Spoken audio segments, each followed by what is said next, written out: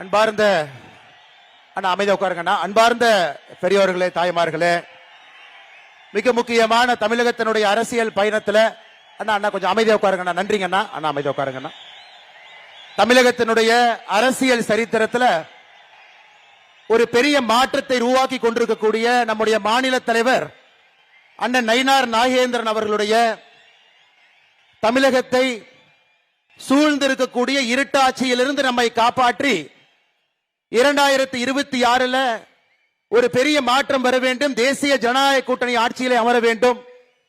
பாரத பிரதமர் நரேந்திர மோடி ஐயாவுடைய நல்லாட்சி எப்படி இந்தியா முழுவதும் இருக்கிறதோ அது தமிழகத்தில் இருக்க வேண்டும் என்கின்ற ஒரு பெரிய சிந்தனையோடு 54 இடத்துல, தமிழகத்தில் 54 இடத்துல இந்த யாத்திரையெல்லாம் முடித்து 13,000 பெட்டிஷனை மக்கள்கிட்ட வாங்கி லட்சக்கணக்கான மக்களை சந்திச்சு சமுதாய தலைவர்களிலிருந்து ஆரம்பித்து ஒரு நாள் முழுவதும் அந்த மாவட்டத்திலிருந்து எல்லா மக்களையும் சந்தித்து அவர்களுடைய நிறைகுறைகளை எல்லாம் கேட்டு மத்திய அரசு சம்பந்தப்பட்ட பெட்டிஷன் என்ன இருக்கோ அதையெல்லாம் மத்திய அரசிடம் சென்று கொடுத்துவிட்டு மாநில அரசினுடைய ஆட்சியை மாற்ற வேண்டும் என்கின்ற ஒற்றை பெட்டிஷனோடு இங்கே அமர்ந்திருக்கக்கூடிய நம்முடைய மாநில தலைவர் அண்ணன் நயினார் நாகேந்திரன் அவர்களே, என்னுடைய அன்பான வேண்டுகோள், நம்முடைய மாநில தலைவர் அவர்கள் ஒரு யாத்திரையை வெற்றிகரமாக முடித்துவிட்டு பெரிய சிரமப்பட்டு 54 இடத்துக்கு சென்றிருக்கின்றார். இது சாதாரண வேலை இல்லைங்க. காவல்துறை தடுத்திருக்கின்றார்கள். நயினார் அண்ணனுடைய யாத்திரை பாதியில, நம்முடைய மாநில தலைவருடைய யாத்திரை பாதியில புதிதாக மாநில அரசு அதுக்கு ஒரு ஸ்டாண்டர்ட் ஆபரேட்டிங் ப்ரொசீஜர் SOP கொண்டு வந்தாங்க. அந்த யாத்திரை சரியாக நடத்துவதற்கு கூட பல இடத்துல அனுமதி கொடுக்கல. அதையெல்லாம் உடைத்து தமிழகத்தினுடைய அரசியல் மாற்றத்திற்கு எந்த காலத்திலும் கூட பேசப்படுகின்ற யாத்திரையாக நடத்தி காட்டியிருக்கக்கூடிய மாநில தலைவருக்கு பெரிய கரகோஷத்தோடு நீங்கள் எல்லாம் வரவேற்பு அளிக்க வேண்டும் என்று அன்போடு உங்களை கேட்டுக்கொள்கின்றேன். இந்த யாத்திரையினுடைய நிறைவு விழாவுக்கு நம்முடைய தேசத்தினுடைய உள்துறை அமைச்சர் அமித்ஷாஜி அவர்கள், உண்மையை சொல்லணும்னா தமிழகத்தில் பட்டி தொட்டி எல்லாம் நம்முடைய முதலமைச்சர் ஸ்டாலின் அவர்களை விட அதிகமா அமித்ஷாஜி அவங்க வந்திருக்கிறாங்க. அவர் புதுக்கோட்டைக்கு இங்கே வர வேண்டும், ஏதோ நகரத்துக்கு வரணும், சென்னைக்கு வரணும், கோயம்புத்தூருக்கு வரணும் என்று வரல. புதுக்கோட்டைக்கு வரணும், தேசிய தலைவர்கள் இங்கே வர வேண்டும், புதுக்கோட்டை மண்ணிலே உங்களை சந்திக்க வேண்டும் என்று நம்முடைய மாநில தலைவர் அண்ணன் நயினார் நாகேந்திரன் அவருடைய வேண்டுகோளை ஏற்று புதுக்கோட்டைக்கு வந்திருக்கக்கூடிய நம்முடைய மத்திய உள்துறை அமைச்சர் திரு அமித்ஷாஜி அவர்கள், அவருடைய செயல்பாடுகளை நாம் எல்லோரும் பார்த்து கொண்டிருக்கின்றோம். தமிழகத்தில் எந்த அளவுக்கு சட்டம் ஒழுங்கு சந்தி சிரித்துக் கொண்டிருக்கிறதோ இந்தியாவில் உள்துறை அமைச்சரை பொறுத்தவரை 100க்கு 100 என்கின்ற அடிப்படையில் மிகச் சிறப்பாக ஒரு உள்துறை அமைச்சராக நமக்கு பணியாற்றி கொண்டிருக்கின்றார். ஒரு பெரிய வேள்வி எடுத்தாங்க. மார்ச் 2026 இந்தியாவில் நக்சலிசம் என்கின்ற வார்த்தை இருக்கக்கூடாது என்கின்ற வேள்வி எடுத்தாங்க. கிட்டத்தட்ட இந்தியாவில் நக்சலத்தை முடித்தே விட்டார். இன்னும் 2 மாதம் தான் பாக்கி இருக்கு. 100% நக்சல் முக்த் பாரத்தாக இந்தியாவை மாற்றிக் கொண்டிருக்கக்கூடிய உள்துறை அமைச்சர் அவர்கள் இன்னைக்கு புதுக்கோட்டை வந்து நம்மை சந்தித்துக் கொண்டிருக்கின்றார். அருமை சொந்தங்களே, இந்த யாத்திரை ஆரம்பித்தது மதுரை. அதன் பிறகு படிப்படியாக தமிழகத்தினுடைய எல்லா பகுதியும் போய் எல்லா மக்களையும் சந்தித்து இன்னைக்கு நிறைவாக புதுக்கோட்டை மக்களுக்கு இந்த பெருமையை கொடுக்க வேண்டும் என்பதற்காக இந்த யாத்திரையினுடைய நிறைவு விழா புதுக்கோட்டையில் நடந்து கொண்டிருக்கிறது. அருமை சொந்தங்களே, இன்னைக்கு நம்முடைய தமிழகத்தினுடைய முகமாக நம்முடைய மக்களுடைய நிறை குறை எதாக இருந்தாலும் கூட உடனடியாக நிவர்த்தி செய்து மக்களுடைய அன்பையெல்லாம் பெற்று வெற்றிவேல் யாத்திரையின் மூலமாக தமிழக சட்டமன்றத்தில் பல ஆண்டுகள் கழித்து 4 சட்டமன்ற உறுப்பினர்கள் அனுப்பி வைத்து நமக்காக பாடுபட்டுக் கொண்டிருக்கக்கூடிய நம்முடைய மத்திய இணையமைச்சர் அண்ணன் முருகன் அவர்கள் மேடையின் மீது இருக்கின்றார். தமிழகத்தினுடைய பிரபாரிகள், மிக மூத்த தலைவர்கள், அரசியல் அனுபவம் வாய்ந்தவர்கள், நேரடி அரசியலை பார்க்கிறாங்க, களப்பணியில தேர்வு பெற்றவர்கள், அப்படிப்பட்ட அற்புதமான தேர்தல் பொறுப்பாளர்கள் நமக்கு கொடுத்திருக்கின்றார்கள். நான் வரும்பொழுது பிரபாரியினுடைய பெயரை சொல்ல வேண்டாம் என்று சொன்னார்கள். இருந்தும் சொல்வது நம்முடைய கடமை. ஐயா பியூஷ் கோயல் அவர்கள், ஐயா அர்ஜுன் ராம் மேகால் அவர்கள், ஐயா முரளிதர் மஹோல் அவர்கள் எல்லாம் தமிழகத்தில் அடுத்த 3 மாத காலம் நம்மோடு இணைந்து மக்களோடு இணைந்து ஆட்சி மாற்றத்தை ஏற்படுத்த வேண்டும் என்பதற்காக நேரத்தை கொடுத்து உழைப்பை கொடுத்து அவர்களுடைய பொறுப்பு கிடையிலே தமிழகத்திற்கு வந்திருக்கின்றார்கள். அவர்களுக்கும் ஒரு பெரிய கரகோஷத்தை நீங்கள் அளிக்க வேண்டும் என்று அன்போடு கேட்டுக்கொள்கின்றேன். அருமை சொந்தங்களே, தமிழகத்தினுடைய பொறுப்பாளர்களாக தொடர்ந்து நம்மோடு பயணித்துக் கொண்டிருக்கக்கூடிய அரவிந்த் மேனன் அவர்கள், அண்ணன் சுதாகர் ரெட்டி அவர்கள் நம்மோடு எல்லா நிகழ்ச்சியிலும் இருக்கிறாங்க. நம்ம இன்பத்திலே இருக்கிறாங்க, துக்கத்திலே இருக்கிறாங்க. தமிழக மக்களோடு இருக்கின்றார்கள், பாரதிய ஜனதா கட்சியோடு இருக்கின்றார்கள். அவர்களுக்கே என்னுடைய மரியாதை கலந்த வணக்கத்தை தெரிவித்து மேடையில் இருக்கக்கூடிய நம்முடைய மூத்த தலைவர்கள், முன்னாள் மாநில தலைவர்கள், இன்னைக்கு மேடையில் இருக்கக்கூடிய எல்லா தலைவர்கள், மேடைக்கு முன்னிருக்கையில் இருக்கக்கூடிய மாநிலத்தினுடைய பொறுப்பாளர்கள், தலைவர்கள், நம்முடைய ஆற்றல் மிகுந்த தொண்டர்கள் இந்த யாத்திரை சிறப்பாக நடைவதற்கு முழுமையாக தன்னுடைய உழைப்பை கொடுத்து ஒரு வெற்றி யாத்திரையாக மாற்றி காட்டியிருக்கக்கூடிய அண்ணன் கருப்பு முருகானந்தம் அவர்கள் தலைமையில் இருக்கக்கூடிய இந்த முழு யாத்திரை குழுவுக்கும் கூட நாம் ஒரு பெரிய நன்றிகளை தெரிவித்தாக வேண்டும். இந்த யாத்திரைக்கு வந்திருக்கக்கூடிய பத்திரிகை நண்பர்கள், குறிப்பாக இந்த மாவட்டத்தினுடைய தலைவருடைய பெயரை சொல்லும் பொழுது தொண்டர்களுக்கெல்லாம் ஒரு ஊக்கத்தை கொடுக்கும். மாவட்டத்தினுடைய தலைவர் அண்ணன் ராமச்சந்திரன் அவர்கள் இங்கு இருக்கின்றார். புதுக்கோட்டையில் இந்த யாத்திரை நடத்தணும், இத்தனாயிரம் மக்களை நான் சேர்த்து காட்டுவேன் என்று சபதமிட்டு இத்தனாயிரம் மக்களை சேர்த்து புதுக்கோட்டையில மிக வெற்றிகரமான யாத்திரையாக நடத்தி கொண்டிருக்கக்கூடிய மாவட்ட தலைவர் அவர்களுக்கும் என்னுடைய நெஞ்சார்ந்த நன்றிகளை தெரிவித்துக் கொள்கின்றேன். அருமை சொந்தங்களே, எனக்கு முன்பு பேசிய தலைவர்கள் எல்லாம் அரசியலை ஆழமாக பார்த்தவர்கள், 30-40 ஆண்டு காலம் களப்பணியில் இருந்தவங்க. இன்னைக்கு தமிழகத்தினுடைய மக்களுடைய ஒற்றை குரல், ஒரே ஒரு குரல், ஏதாவது பண்ணி இந்த திமுக ஆட்சியை வீட்டுக்கு அனுப்புங்க, ஏதாவது செய்து 2026க்கு மேல இவர்கள் ஆட்சியில் இருக்கக்கூடாது என்பதை மக்கள் எல்லா இடத்திலையும் சொல்றாங்க. முடிவெற்ற இடத்துல முடி திருத்துகின்ற அண்ணன் கடைக்கு போறீங்களா, அவர் சொல்றாரு. டீ கடைக்கு போய் டீ குடிக்கிறீங்களா, அந்த அண்ணன் சொல்றாரு. ஆட்டோ ஏறுறீங்களா, ஆட்டோக்கார அண்ணன் சொல்றாரு. தமிழகத்தில் எல்லா தரப்பட்ட மக்களும் மேலே இருந்து கீழே வரை 2026க்கு பிறகு திராவிட முன்னேற்ற கழகத்தினுடைய ஆட்சி நமக்கு வேண்டாம் என்கின்ற ஒற்றை கருத்துல முழு தமிழகமும் இருக்கிறது. இந்த யாத்திரையினுடைய வெற்றியும் கூட அதை பிரதிபலிக்கிறது. நம்முடைய எதிர்க்கட்சி தலைவர் அண்ணன் எடப்பாடி பழனிசாமி அவர்கள் 200 தொகுதிகளை தாண்டி அவருடைய யாத்திரையும் வந்து கொண்டிருக்கிறது. நம்முடைய யாத்திரை நிறைவு பெற்றுக் கொண்டிருக்கிறது. இன்னும் 90 நாள் மட்டும்தாங்க இருக்கு. நிச்சயமாக நம்ம எல்லோருக்கும் தெரியும், மக்களுடைய குரலாக மக்களுடைய எண்ணத்தை பிரதிபலிக்கக்கூடிய ஒரு பெரிய மாற்று சக்தியாக தேசிய ஜனநாயக கூட்டணி களத்தில் இருக்கிறது. 2026 அந்த மாற்றம் நிகழ்ந்தே தீரும். அன்பு சொந்தங்களே, திமுகவை பற்றி எவ்வளவு பேசினாலும் கூட அது புளிச்ச மோர்ல புளிச்ச தண்ணியை ஊத்துற மாதிரி. ஏன்னா அவ்வளவு பேர் திட்டி தீத்துட்டாங்க, ரோட்ல இருந்து திட்டுறாங்க, வீட்டுல இருந்து திட்டுறாங்க. அதற்கு மேல புதுசா நான் என்ன பேச போறேன்? தலைவர்கள் எல்லோருமே பேசிட்டாங்க. சட்டம் ஒழுங்கு சந்தி சிரிக்கிறது. வீதியில ஒரு பெண் பாதுகாப்பாக, ஒரு சகோதரியோ தாயாரோ வீதியில எங்கேயுமே நடமாட முடியாது. ஏன்? நம்மை பாதுகாக்கக்கூடிய காவல்துறைக்கு பாதுகாப்பு இல்லாத ஒரு அவல நிலை தமிழகத்தில் மட்டும்தான், இந்தியாவில் எங்கேயுமே இல்லைங்க, தமிழகத்தில் மட்டும்தான் இருக்கு. பாதுகாப்பு கொடுப்பவங்களுக்கே பாதுகாப்பு இல்லைன்னா இந்த வல்னரபிள் செக்ஷன் என்று சொல்லக்கூடிய நம்முடைய பெண்களாக இருக்கட்டும், குழந்தைகளாக இருக்கட்டும், அவர்கள் தமிழகத்தில் எந்த விதமான பாதுகாப்பு கடந்த 4.5 ஆண்டுகள் நாம் பார்த்திருக்கின்றோம். அருமை சொந்தங்களே, இன்னைக்கும் தலையாட்டி பொம்மையை போல முதலமைச்சர் அவர்கள் அமர்ந்திருக்கின்றார். அவருடைய கழுத்து 2 பக்கம் மட்டும்தான் திரும்பும், லெப்ட் டர்ன் ரைட் டர்ன்.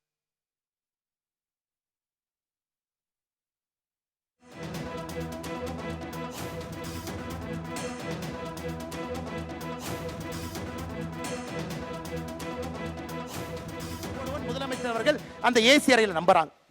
அன்பு சொந்தங்களே, நம்முடைய திராவிட முன்னேற்ற கழகத்தினுடைய ஆட்சி வரும் பொழுது 2021 தமிழகத்தினுடைய ஒரு ரேஷன் கார்டின் மீது 2,04,000 ரூபாய் கடன் இருந்துச்சு. ஐயா, நான் திரும்பவும் சொல்றேங்க ஐயா, இதை குறிப்பாக நம்முடைய சகோதரிகள் தாய்மார்கள் கேட்டுக்கிறாங்க. 2021 திமுக ஆட்சி வந்த பொழுது ஒரு ரேஷன் அட்டையின் மீது இருந்த கடன் 2,04,000 ரூபாய். இன்னைக்கு 2025 ஜனவரி மாசத்துல இன்னைக்கு நாம் பேசக்கூடியது ஒரு ரேஷன் அட்டையின் மீது இருக்கக்கூடிய கடன் 4,54,000 ரூபாய்.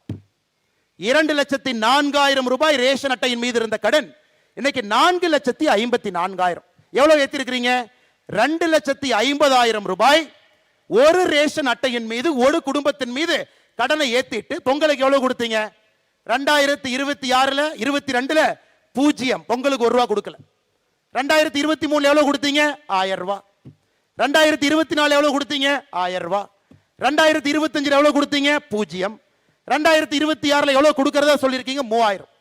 மொத்தமா 5000 ரூபாயை கொடுத்துட்டு 2.5 லட்சம் ரூபாய் எங்க தலைமையில கடன் வச்சீங்கல்லங்க ஐயா. அதனால தாங்க ஐயா திமுக நீங்க கில்லாடி. வெறும் 5000 ரூபாயை பொங்கல் என்று சொல்லிவிட்டு கொடுத்து விட்டு 2,50,000 ரூபாய் கடனை ஏற்றி வைத்திருக்கின்றீர்கள். இந்த கடனை திமுக முதலமைச்சர் கட்ட போறது இல்லைங்க ஐயா. நம்முடைய குழந்தைகள் உழைத்து கடனை கட்டணும். நம்முடைய பேர குழந்தைகள் வரை கடனை கட்டணும். 9,74,000 கோடி கடன். இந்திய சரித்திரத்தில் எந்த ஒரு மாநிலத்திலும் கூட இவ்வளவு கடன் யாரும் சரித்திரத்தில் பெற்றது கிடையாது. ஆட்சிக்கு வந்த பிறகு 5 லட்சம் கோடி ரூபாய் கடன் 4.5 ஆண்டுகளை வாங்கி இருக்கிறாங்க. என்ன பிரமாதம்! கடனை வாங்கி ஆட்சி நடத்திவிட்டு அந்த கடனிலையும் 60% வட்டியை கட்டுவதற்காக பயன்படுத்திவிட்டு என்ன தம்பட்டம் அடித்துக் கொண்டிருக்கின்றார். எனக்கு முன்பு பேசிய தலைவர்கள் பேசினாங்க. நேத்து நம்முடைய அரசு அதிகாரிகளுக்கு ஒரு புதிய விதமான ஓய்வூதிய திட்டத்தை கொடுத்திருக்கிறாங்க. திமுகவினுடைய தேர்தல் வாக்குறுதியில் என்னங்க சொன்னாங்க? நாங்க ஆட்சிக்கு வந்தா பழைய ஓய்வூதிய திட்டத்தை கொடுத்து விடுவோம். நேத்துல திமுக காரன் தம்பட்டம் அடிக்கிறான். 60 லட்சம் பேர் பயன்பட போறாங்க, எங்களுக்கு 60 லட்சம் ஓட்டு வரப்போகுது. அருமை அரசு பணியில் இருக்கக்கூடிய சொந்தங்களே நல்லா நீங்க புரிஞ்சுக்கணும். பழைய ஓய்வூதிய திட்டத்திற்கு முதலமைச்சர் அவர்கள் உங்களை கொண்டு போயிருந்தா உங்களுடைய அடிப்படை ஊதியத்திலிருந்து பேசிக் பேலிருந்து ஒரு ரூபாயையும் கூட அவர் எடுத்திருக்க கூடாது. அடிப்படை ஊதியத்தில் 10% எடுத்து உங்களுக்கு நான் பழைய ஓய்வூதியம் மாதிரி 50% அடிப்படை நான் கொடுக்கிறேன்னா அது எந்த விதத்தில் நியாயங்க? அருமை அரசு ஊழியர்களை நன்றாக நீங்கள் புரிந்து கொள்ள வேண்டும். ஓட்ட பஸ்ல தான் இன்னைக்கு டிரைவர் கண்டக்டர் ஓட்டுறாங்க. எந்த நேரத்தில் பஸ்ஸினுடைய எந்த டயர் கழண்டு போகும் யாருக்கு தெரியாது. அரசு பள்ளியிலே பணி செய்யக்கூடிய ஆசிரியர்கள் பிஞ்சு போன கூரையில பணி செய்யறாங்க. எனக்கு அரசு பணியில் இருக்கக்கூடியவர்களுக்கும் கூட நம்முடைய தேசிய ஜனநாயக கூட்டணி ஆட்சிக்கு வந்தால் மட்டும்தான் நீங்கள் வேலை செய்வதற்கு பாதுகாப்பான ஒரு இடத்தையே நம்மால் மட்டும்தான் கொடுக்க முடியும் அருமை சொந்தங்கள். அதனால் என்ன நான் இதை உயர்த்திட்டேன் அதை உயர்த்திட்டேன் என்ன சொன்னாலும் கூட லெஃப்ட் பாக்கெட்ல இருந்து 10 ரூபாய் எடுத்து ரைட் பாக்கெட்டுக்குள்ள வைக்கிறது பேரு ஆட்சி இல்லைங்க ஐயா. இந்த பாக்கெட்ல எடுத்து கீழ் பாக்கெட்ல வைக்கிறது மீது ஆட்சி கிடையாது. அருமை சொந்தங்களை இதெல்லாம் நம்ம பேசணும். அமித்ஷாஜி அவர்கள் இங்கே வந்திருப்பதற்கான காரணம் அடுத்த 90 நாட்கள் வீடு வீடாக வீதி வீதியாக தெருமுனை பிரச்சார கூட்டத்தில் இதையெல்லாம் ஒன்றொன்றாக எடுத்து சொல்லிக்கிட்டே வரணும். யாரையும் கூட திராவிட முன்னேற்ற கழகத்தினுடைய ஆட்சி ஏமாற்றி ஆட்சி கட்டில் அமர்வதற்கு எந்த வாய்ப்பையும் கூட நம்ம கொடுக்க கூடாது அருமை சொந்தங்களே. அருமை சொந்தங்களே, அது மட்டும் இல்லை, இன்னும் கொஞ்சம் நீங்க யோசிச்சு பாருங்க. 505 தேர்தல் வாக்குறுதி 2021 கொடுக்கப்பட்டது. 505 தேர்தல் வாக்குறுதி முதலமைச்சர் நேற்று சொல்றாரு 364 தேர்தல் வாக்குறுதி நிறைவேற்றிட்டோம், 40 தேர்தல் வாக்குறுதி பரிசீலனை இருக்கு, 57 தேர்தல் வாக்குறுதி மத்திய அரசு சம்பந்தப்பட்டது. அப்ப அவங்க சொல்றதை பார்த்தா 505 தேர்தல் வாக்குறுதியில முதலமைச்சர் நேற்று சொல்வது 80% வாக்குறுதியை நிறைவேற்றி விட்டோம். இதே முதலமைச்சர் திரு ஸ்டாலின் அவர்கள் செப்டம்பர் 13ஆம் தேதி 2024 ராஜபாளையம் எம்எல்ஏ கல்யாண விழாவில் சொல்றாரு 99% தேர்தல் வாக்குறுதியை நிறைவேற்றி விட்டோம் என்று இதே முதலமைச்சர் மேடையில் சொல்றார். யோசிச்சு பாருங்க, ஒரு முதலமைச்சரே பொய் சொல்லக்கூடிய அவலமான ஆட்சி தமிழகத்தில் மட்டும்தான். நீங்க உண்மையாலுமே 80% தேர்தல் வாக்குறுதி நிறைவேற்றி இருந்தா வெள்ளை அறிக்கை விடுங்க. வாக்குறுதி 1 நிறைவேற்றப்பட்ட தேதி என்ன சொல்லுங்க, வாக்குறுதி 2 நிறைவேற்றப்பட்ட தேதி என்ன சொல்லுங்க, வாக்குறுதி 3 நிறைவேற்றப்பட்ட தேதி என்னன்னு சொல்லுங்க. எதையுமே செய்யாம 505 தேர்தல் வாக்குறுதியில நம்ம எல்லோருக்குமே தெரியும், நம்முடைய மாநில தலைவர் அவர்கள் தொடர்ந்து சொல்லிக் கொண்டிருக்கின்றார்கள், 50 தேர்தல் வாக்குறுதியை கூட முழுமையாக நிறைவேற்றாம நேற்று ஒரு பெரிய பச்சை பையை சொல்லுகின்றார் 364 தேர்தல் வாக்குறுதி நிறைவேற்றி விட்டோம் 80% என்று சொல்லுகின்றார். அருமை சொந்தங்களே, இன்னைக்கு ஆந்திராவை பார்த்துங்க ஒரு உதாரணம். தமிழகத்திற்கு வரக்கூடிய முதலீடுகள் தமிழ்நாட்டுக்கு வரும். முதலமைச்சர் அவர்கள் இந்த நிறுவனத்தை பார்ப்பார். அடுத்த நாள் அதே நிறுவனம் ஆந்திராவுக்கு போகும், கையெழுத்து போடும், பணத்தை அங்க போடுவாங்க. கடந்த 6 மாதமாக பார்த்து கொண்டிருக்கின்றோம். தமிழகத்திற்கு வரக்கூடிய எல்லா நிறுவனமும் ஆந்திராக்கு எங்கய்யா போகுது? வசூல் வேட்டை நடத்தி கொண்டிருக்கின்றார்கள். வசூல் வேட்டை. அங்கே பியூஷ் கோயல் அவர்கள் ப்ரொடக்ஷன் லிங்க்டு இன்சென்டிவ் ஸ்கீமை கொண்டு வந்து நிர்மலா சீதாராமன் அவர்கள் மத்திய நிதியமைச்சராக இருந்து தமிழகத்திற்கு இங்கே கம்பெனி அனுப்பிச்சா இங்க இருக்கிறவங்க கம்பெனி கட்டி கல்லா கட்டிட்டு இருக்கிறாங்க. 15% கொடு, 20% கொடு. வரக்கூடிய ஒரு நிறுவனமும் கூட திரும்ப பக்கத்து மாநிலத்துக்கு சென்று கொண்டிருக்கிறது. இதுல என்னங்க நடக்குது? நம்முடைய குழந்தைகளுக்கு வேலை இல்லை. 2030 தமிழகத்தை நாம் உருவாக்கலீங்க ஐயா. 1980 தமிழகத்தில் பழம்பெருமை இன்னும் பேசிக் கொண்டிருக்கின்றோம், இன்னும் முன்னாடி போகாம இருக்கிறோம். அதையெல்லாம் இந்த தேர்தல் 2026 சட்டமன்ற தேர்தல் நம்மால் உடைத்து காட்ட முடியும். நமக்கு மக்கள் சொல்லுகின்றார், மக்களுடைய பேச்சை மட்டும்தான் கேட்கணும். ஒருங்கிணைப்பாக உறுதுணையாக தேசிய ஜனநாயக கூட்டணி களத்தில் இருக்கும் பொழுது 2026 ஆட்சி மாற்றம் என்பது நிச்சயமா நடக்கும். இன்னொன்றையும் நாம் ஏமாற்றக்கூடாதுங்க. 505 தேர்தல் வாக்குறுதி என்பது மாநிலத்துக்கு கொடுக்கப்பட்ட வாக்குறுதி. அதுலயும் 50 நிறைவேற்ற ஒரு மாவட்டத்துக்கும் தனித்தனியாக கொடுத்திருக்கிறாங்க. புதுக்கோட்டை மாவட்டத்துக்கு மட்டுமே தனியாக 28 வாக்குறுதி கொடுத்திருக்கிறாங்க. மாவட்டத்துக்கு கொடுத்த தேர்தல் வாக்குறுதி எடுத்தீங்கன்னா அது ஒரு 1600 வாக்குறுதி வருது. மாவட்டத்துக்கு தனியாக கொடுத்த 1600 வாக்குறுதி, மாநிலம் முழுவதும் கொடுத்த 505, இது ரெண்டையும் சேர்த்துனீங்கன்னா 2100. 2100 வாக்குறுதிக்கு நீங்க கணக்கு போட்டீங்கன்னா 5% வாக்குறுதிகள் கூட திராவிட முன்னேற்ற கழகம் நிறைவேற்றல. எவ்வளவு தெளிவா இருக்காங்கன்னா, டிஎம்கே வெப்சைட்ல மாவட்டம் வாரியாக கொடுக்கப்பட்ட வாக்குறுதிகளை போன மாசமே நீக்கிட்டாங்க. போன மாதமே டிஎம்கே வெப்சைட்ல இருந்த மாவட்ட வாரியான வாக்குறுதிகள் நீக்கிவிட்டார்கள். அருமை சொந்தங்களே, ஒரு உதாரணத்தை படிக்கிறேன். நம்முடைய புதுக்கோட்டை மாவட்டம் மட்டும் பாருங்க.